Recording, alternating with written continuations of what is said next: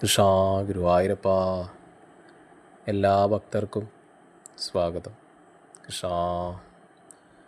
ഇന്ന് മഞ്ജുള ആലിനെ പറ്റി ഞാനിവിടെ പറയുന്ന കഥ നിങ്ങൾക്കെല്ലാവർക്കും ഇഷ്ടപ്പെടുമെന്ന് വിചാരിക്കുന്നു. ഭഗവാന്റെ പരമഭക്തയായ പെൺകുട്ടിയായിരുന്നു മഞ്ജുള. എല്ലാ ദിവസവും അവൾ ഭഗവാന് മാല കെട്ടി അർപ്പിക്കുമായിരുന്നു. ഒരു ദിവസം അവൾ വൈകിയെത്തിയതിനാൽ ക്ഷേത്രം അടച്ചിരുന്നു. ഉത്സവ സമയത്ത് ആനയോട്ടം നടക്കുന്ന ആൽമരത്തിൻ്റെ ചുവട്ടിലേക്ക് മാത്രമേ അവൾക്കെത്താൻ കഴിഞ്ഞുള്ളൂ.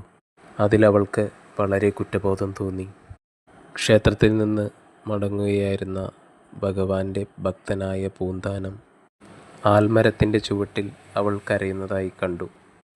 അദ്ദേഹം അവളെ ആശ്വസിപ്പിക്കുകയും ഭഗവാൻ എല്ലായിടത്തുമുള്ളതിനാൽ ആൽമരത്തിൻ്റെ ചുവട്ടിലെ കല്ലിൽ മാല വയ്ക്കാമെന്ന് പറയുകയും ചെയ്തു. ബോധ്യപ്പെട്ട അവൾ മാല അവിടെ സൂക്ഷിച്ച് സംതൃപ്തയായി വീട്ടിലേക്ക് മടങ്ങി. പിറ്റേന്ന് രാവിലെ ഭഗവാനിൽ നിന്ന് പൂജാരി എല്ലാ മാലകളും നീക്കം ചെയ്തു. പക്ഷേ ഒരു മാല മാത്രം ഭഗവാനിൽ നിന്ന് ഊരിയെടുക്കാൻ സാധിച്ചില്ല. ഭക്തർ അമ്പരന്നു.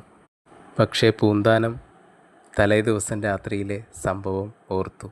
ആൽമരത്തിൻ്റെ ചുവട്ടിലെ കല്ലിൽ മഞ്ജുള വെച്ച മാലയായിരുന്നു അത്. പൂന്താനം എല്ലാവരോടും ആ കഥ പറഞ്ഞു. തുടർന്ന് ഭഗവാനിൽ നിന്ന് ആ മാല ഊരി വീണു. ഭക്തർ ഭഗവാന്റെ നാമം ജപിക്കാൻ തുടങ്ങി. ആൽമരത്തിലേക്ക് പോയി ഭക്തർ പ്രണാമമർപ്പിച്ചു.